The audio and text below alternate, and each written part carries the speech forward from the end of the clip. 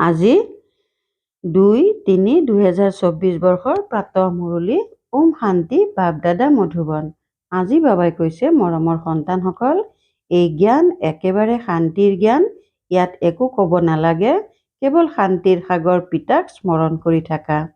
প্ৰশ্ন: উন্নতিৰ আধাৰ কি? পিতাৰ শিক্ষাসমূহ কেতিয়া ধাৰণ কৰিব পাৰিবা? উত্তৰ: উন্নতিৰ আধাৰ হৈছে প্ৰেম। এজন পিতাৰ সৈতে সঁচা প্ৰেম থাকিব লাগে। সমীপত থাকিও যদি উন্নতি নহয়, তেন্তে নিশ্চয় প্ৰেমৰ অভাৱ আছে। প্ৰেম থাকিলে পিতাক স্মৰণ কৰিব। স্মৰণ কৰিলে সকলো শিক্ষা ধাৰণ কৰিব পাৰিব। উন্নতিৰ বাবে নিজৰ সঁচা খতিয়ানৰ তালিকা ৰাখা। বাবাৰ পৰা কোনো কথা লুকুৱাই নাৰাখিবা। আত্মা অভিমানী হৈ নিজক শুধৰাই গৈ থাকা। ওম শান্তি। সন্তানসকল, নিজক আত্মা বুলি বুজি বহা আৰু পিতাক স্মৰণ কৰা। বাবাই সোধে, যেতিয়াই কোনো সভাত ভাষণ দিয়া, তেতিয়া সময়ে সময়ে এইটো সোধানে যে আপোনালোকে নিজক আত্মা বুলি ভাবেনে?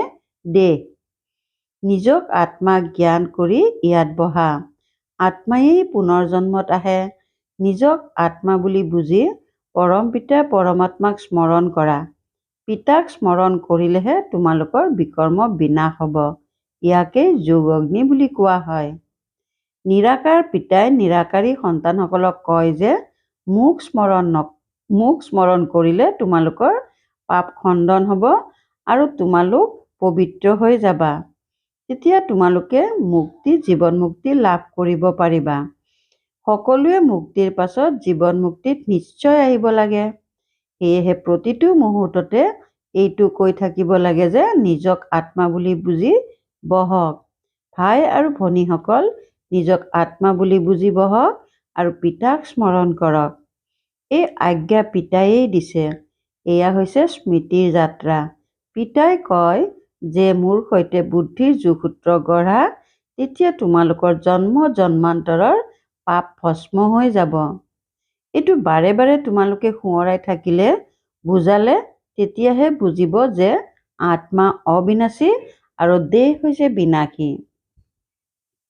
অবিনাশী আত্মায়েই বিনাশী দেহ ধাৰণ কৰি ভূমিকা পালন কৰে আৰু এটা শৰীৰ এৰি আকৌ আন এটা শৰীৰ লয়। আত্মাৰ স্বধৰ্ম হৈছে শান্তি। তেওঁলোকে নিজৰ স্বধৰ্মকেই নাজানে। এতিয়া পিতাই কয় যে মোক স্মৰণ কৰিলেহে বিকৰ্ম বিনাশ হ'ব। মূল কথা হৈছে এইটো। প্ৰথমে তোমালোক সন্তানসকলে এইটোৱে পৰিশ্ৰম কৰিব লাগে। বেহদৰ পিতাই আত্মাসকলক কৈছে, ইয়াত কোনো শাস্ত্ৰ পঢ়াৰ কথা নাই। তোমালোকে গীতাৰ নাম ল'লেও কয় যে আপোনালোকে কিয় অকল গীতাৰ নাম লয়, বেদৰ নাম কিয় নলয়? পিতাই কয়, তেওঁলোকক সোধা যে বেদ কোন ধৰ্মৰ শাস্ত্ৰ? এনেকৈ কয় যে আৰ্য ধৰ্মৰ। আৰ্য বুলি কাক কোৱা হয়? হিন্দু বুলিতো ধৰ্ম নাই। আদি সনাতনটো হয়েই দেৱী দেৱতাৰ ধৰ্ম। তেন্তে আৰ্য কি ধৰ্ম? আৰ্যটো আৰ্য সমাজৰ ধৰ্ম হ'ব। আৰ্য ধৰ্মটোৰ নামেই নাই। আৰ্য ধৰ্ম কোনে প্ৰতিষ্ঠা কৰিলে? তোমালোকে প্ৰকৃততে গীতাৰ কথাটো যাব নালাগে। প্ৰথম কথা হ'ল নিজক আত্মা বুলি বুজি পিতাক স্মৰণ কৰা, তেতিয়া শতপ্ৰধান হৈ যাবা। এই সময়ত সকলো তমোপ্ৰধান। পোনপ্ৰথমে পিতাৰেই পৰিচয় দিব লাগে। মহিমাও পিতাৰেই কৰিব লাগে। এনেকৈ তোমালোকে তেতিয়াহে ক'ব পাৰিবা যেতিয়া তোমালোকে নিজে পিতাক স্মৰণ কৰিবা। এইটো কথাত সন্তানসকল দুৰ্বল। বাবাই সদায় কয়, স্মৃতিৰ যাত্ৰাৰ খতিয়ান ৰাখিবা। প্ৰত্যেকে নিজৰ অন্তৰক সোধা, মই কিমান দূৰ স্মৰণ কৰোঁ। তোমালোক সন্তানসকলৰ অন্তৰত অপাৰ আনন্দ থাকিব লাগে। তোমালোকৰ আন্তৰিক আনন্দ থাকিলেহে আনৰ ওপৰতো তোমালোকে দিয়া বুজনিৰ প্ৰভাৱ পৰিব। প্ৰথম মুখ্য কথা এয়াই ক'ব লাগে যে ভাই আৰু ভনীসকল, নিজক আত্মা বুলি বুজা। এনেদৰে আৰু কোনো সৎসংগতেই নকয়। বাস্তৱত সৎসংগ বুলি একো নাই। সত্যৰ সংগ এজনেই, বাকী হৈছে কুসংগ। এয়া হৈছে সম্পূৰ্ণ নতুন কথা। বেদৰ পৰাতো কোনো ধৰ্ম প্ৰতিষ্ঠা হোৱা নাই। তেনেহ'লে আমি বেদৰ কথাত কিয় যাওঁ? কাৰো এই জ্ঞান নাই। নিজে কয় নেতি নেতি অৰ্থাৎ আমি নাজানো। তেনেহ'লে নাস্তিক নহ'ল জানো? এতিয়া পিতাই নিজে কয় আস্তিক হোৱা, নিজক আত্মা বুলি বুজা। এইবোৰ কথা গীতাত কিছু আছে, বেদত নাই। বেদ উপনিষদ বহুত আছে। সেয়া কোন ধৰ্মৰ শাস্ত্ৰ? মনুষ্যটো নিজৰ কথাকেই কয়। তোমালোকে আন কাৰোৱেই শুনিব নালাগে। পিতাই সহজকৈ বুজায়, নিজক আত্মা বুলি বুজি পিতাক স্মৰণ কৰিলে পবিত্ৰ হৈ যাবা। সেইবাবে বিশ্বৰ ভূগোল বুৰঞ্জী জানিব লাগে। তোমালোকৰ এই ত্ৰিমূৰ্তি গোলক হৈছে মুখ্য। ইয়াতে সকলো ধৰ্ম আহি যায়। প্ৰথম হৈছে দেৱী দেৱতা ধৰ্ম। পিতাই কয় ত্ৰিমূৰ্তি গোলক ডাঙৰ ডাঙৰকৈ সাজি দিল্লীৰ মুখ্য স্থানত, য'ত অহা যোৱা বহুত হয়, তাত লগাই দিয়া। চিত্ৰবোৰ 3 পাতত আঁৰি দিবা। শ্ৰীৰ চিত্ৰত আন আন ধৰ্ম নাহে। মুখ্য এই 2খন চিত্ৰ আছে, বুজাব লাগে ইয়াৰ ওপৰত। প্ৰথমতে হৈছে পিতাৰ পৰিচয়। পিতাৰ পৰাই উত্তৰাধিকাৰ পায়।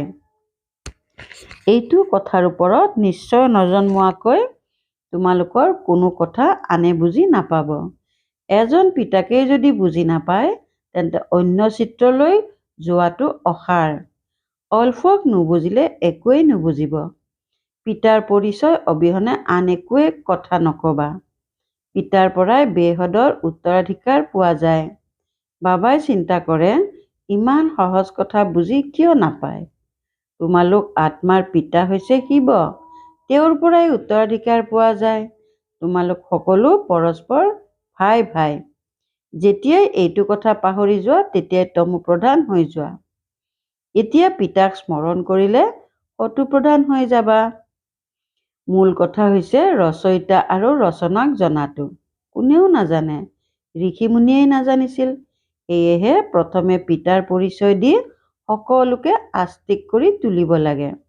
পিতাই কয়, মোক জানিলেই তোমালোকে সকলো জানিব পাৰিবা। মোক নাজানিলে তোমালোকে একোৱেই বুজি নাপাবা। অবাবতে নিজৰ সময় নষ্ট কৰা। চিত্ৰ আদিও যি ড্ৰামা অনুসাৰে তৈয়াৰ কৰা হৈছে, সেয়াই ঠিক। কিন্তু তোমালোকে ইমান কষ্ট কৰা স্বত্তেও কাৰো বুদ্ধিত ধাৰণ নহয়। সন্তানসকলে কয়, বাবা, আমাৰ বুজাওঁতে কিবা ভুল হৈছে নেকি? বাবাই ততালিকে কয়, ভুল আছে। অল্পক নাজানিলে তৎক্ষণাৎ যাবলৈ কোৱা যে যেতিয়ালৈকে পিতাক নাজানা, তেতিয়ালৈকে তোমালোকৰ বুদ্ধিত একো নবহিব। তোমালোকেও যেতিয়া দেহী অভিমানী অৱস্থাত নাথাকা, তেতিয়া দৃষ্টি অশুদ্ধ হৈ থাকে। শুদ্ধ তেতিয়াহে হ'ব, যেতিয়া নিজক আত্মা বুলি বুজিবা। দেহী অভিমানী হ'লে তেতিয়া তোমালোকৰ দৃষ্টিয়ে প্ৰতাৰণা নকৰে। দেহী অভিমানী নহ'লে মায়াই প্ৰতাৰণা কৰি গৈ থাকিব। সেইবাবে প্ৰথমে আত্মা অভিমানী হ'ব লাগে। বাবাই কয় যে নিজৰ খতিয়ানৰ তালিকা দেখুওৱা, তেতিয়াহে বুজা যাব। যদি এতিয়াও মিছা, পাপ, ক্ৰোধ আছে, তেন্তে নিজৰেই নাশ কৰা। বাবাই তালিকা দেখিয়েই বুজি পায় যে এওঁ সঁচা কথা লিখিছে অথবা অৰ্থও বুজি পোৱা নাই। সকলো সন্তানকেই বাবাই কয়, খতিয়ানৰ তালিকা লিখা। যিসকল সন্তান যোগযুক্ত নহয়, তেওঁলোকে ইমানখিনি সেৱাও কৰিব নোৱাৰে। তীক্ষ্ণতা নাহে। যদিও বাবাই কয় কটিৰ মাজত কোনোবাহে ওলাব, কিন্তু তোমালোকে যদি নিজেই যোগযুক্ত হৈ নাথাকা, তেন্তে আনক কেনেকৈ ক'বা? সন্ন্যাসীসকলে কয় যে সুখ কাউৰীৰ বিষ্ঠা সদৃশ। তেওঁলোকে সুখৰ নামেই নলয়। তোমালোকে জানা যে ভক্তি অনেক, তাত কিমান শব্দ কৰা হয়। তোমালোকৰ জ্ঞানটো বহুত শান্তিৰ। কোৱা যে শান্তিৰ সাগৰটো পিতাই হয়। নিজক আত্মা বুলি বুজি পিতাক স্মৰণ কৰিব লাগে। পিতাই কয় মনমনা ভৱ। এই শব্দটিও উচ্চাৰণ কৰিব নালাগে। হিন্দুস্তানৰ হৈছে হিন্দী ভাষা, তেন্তে সংস্কৃত অন্য এটা ভাষা কিয় লাগে? এতিয়া এই ভাষাবোৰ এৰা। প্ৰথমে তোমালোকে ভাষণ দিয়া যে নিজক আত্মা বুলি বুজক। বহুত আছে যিয়ে নিজক আত্মা বুলি বুজিব নোৱাৰে। স্মৰণ কৰিব নোৱাৰে। নিজৰ লোকচানখিনি কোনেও বুজিব নোৱাৰে। পিতাৰ স্মৃতিতেই কল্যাণ আছে। আৰু কোনো সৎসংগত এনেকৈ নকয় যে নিজক আত্মা বুলি বুজি পিতাক স্মৰণ কৰা। সন্তানে কেতিয়াবা একে ঠাইতে বহি পিতাক স্মৰণ কৰে জানো? উঠোতে বহুতে পিতাৰ স্মৃতিটো আছেই। আত্মা অভিমানী হোৱাৰ অভ্যাস কৰিব লাগে। তোমালোকে বহুত কথা কোৱা, ইমান কথা ক'ব নালাগে। মূল কথাটি হৈছে স্মৃতিৰ যাত্ৰাৰ। যোগ অগ্নিৰ দ্বাৰাই তোমালোক পবিত্ৰ হ'বা। এই সময়ত সকলো দুখী। সুখ পোৱা যায় পবিত্ৰতাৰ দ্বাৰা। তোমালোকে আত্মা অভিমানী হৈ কাৰোবাক বুজালে তেওঁক কাৰে আঘাত কৰিব। কোনোবা যদি নিজেই ভিকাৰী হয় আৰু আনক কয় যে নিৰ্বিকাৰী হোৱা, তেতিয়া তেওঁৰ কাৰে আঘাত নকৰিব। পিতাই কয়, সন্তানসকল, তোমালোকে নিজেই স্মৃতিৰ যাত্ৰাত নাথাকা, সেয়ে কাৰে আঘাত নকৰে। এতিয়া পিতাই কয়, যি হৈ গ'ল সেয়া অতীত হৈ গ'ল। প্ৰথমে নিজক শুধৰোৱা। অন্তৰক সোধা, মই নিজক আত্মা বুলি বুজি পিতাক কিমান সময় স্মৰণ কৰোঁ। যিজন পিতাই আমাক বিশ্বৰ মালিক কৰি তোলে, আমি শিৱ বাবাৰ সন্তান, গতিকে নিশ্চয় আমি বিশ্বৰ মালিক হ'ব লাগে। তেওঁৱেই একমাত্ৰ প্ৰেমিক আহি তোমালোকৰ ওচৰত থিয় হৈছে, তেন্তে তেওঁৰ সৈতে বহুত প্ৰেম থাকিব লাগে। প্ৰেম মানে হৈছে স্মৃতি। বিয়া হ'লে স্ত্ৰীৰ স্বামীৰ প্ৰতি কিমান প্ৰেম থাকে। তোমালোকৰো বাগদান হৈছে বিবাহ নাই হোৱা। বিবাহ যেতিয়া হ'ব, যেতিয়া বিষ্ণুপুৰীলৈ যাবা। প্ৰথমে শিৱ বাবাৰ ঘৰলৈ যাবা, তাৰ পাছত শহুৰৰ ঘৰলৈ যাবা। বাগদানৰ আনন্দ কম জানো? বাগদান হ'ল আৰু স্মৃতিও দৃঢ় হ'ল। সত্য যুগতো বাগদান হয়, কিন্তু তাত সেই সম্বন্ধ কেতিয়াও নিচিঙে। অকাল মৃত্যুও নহয়, ইয়াত হয়। তোমালোক সন্তানসকলো গৃহস্থালীত থাকি পবিত্ৰ হ'ব লাগে। বহুত সমীপতো থাকে, তথাপি উন্নতি নহয়। যিসকল তেওঁৰ প্ৰেমত ইয়ালৈ আহে, তেওঁলোকৰ বহুত উন্নতি হয়। স্মৃতিত নাথাকিলে প্ৰেম নাথাকে। সেয়েহে তেওঁৰ শিক্ষাখিনিও ধাৰণ কৰিব নোৱাৰে। ভগৱান উবাচ, তোমালোক সন্তানসকলে সকলোকে এইটোৱে বাৰ্তা দিয়া যে কাম মহাশত্ৰু, যিয়ে আদি মধ্য অন্ত দুখ দিয়ে। তোমালোকতো পবিত্ৰ সত্য যুগৰ মালিক আছিলা। এতিয়া তোমালোক তললৈ নামি লেতেৰা মলিয়ন হৈ গৈছা। এতিয়া এই অন্তিম জন্মত পুনৰ পবিত্ৰ হোৱা, কামচিতাত বহাৰ বান্ধন ত্যাগ কৰা। তোমালোকে যুগযুক্ত হৈ শুনালে সকলোৰে বুদ্ধিত ধাৰণ হ'ব। জ্ঞানৰূপী তলোৱাৰত যোগৰ ধাৰ থাকিব লাগে।